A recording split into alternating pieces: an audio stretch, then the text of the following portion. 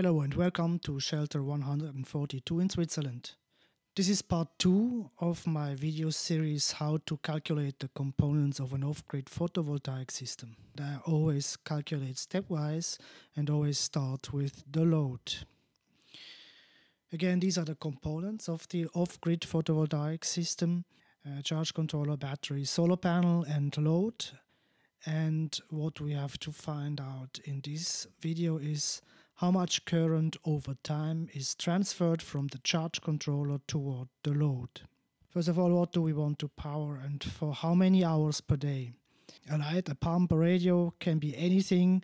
I decided to give you an example with a water pump. And these are the specifications of the water pump that I chose. I actually have one like this at home, and its pumping capacity is 18 liters per minute.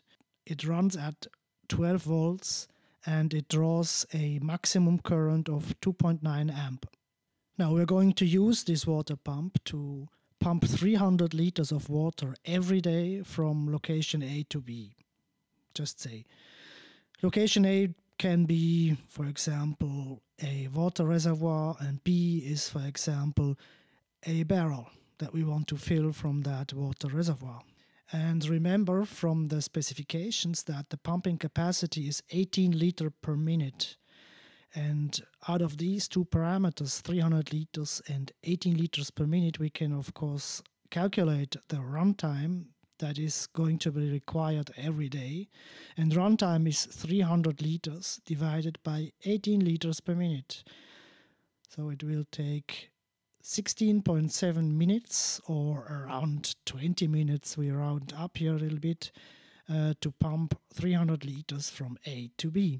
Now, we know that the runtime is 20 minutes, and hence we can transfer this information now into our chart. And what we have to find out now is how much current is going to flow over the 20 minutes. So back to the specifications, we can read that the current is maximal 2.9 amp. And with a runtime of 20 minutes, that will mean that we can calculate the current over 20 minutes. How do we do that? Imagine the pump would run for 1 hour. In this case, we would have 2.9 amp hours transfer. But we are not running the pump for an hour, we are only running it for 20 minutes, so a third of the hour.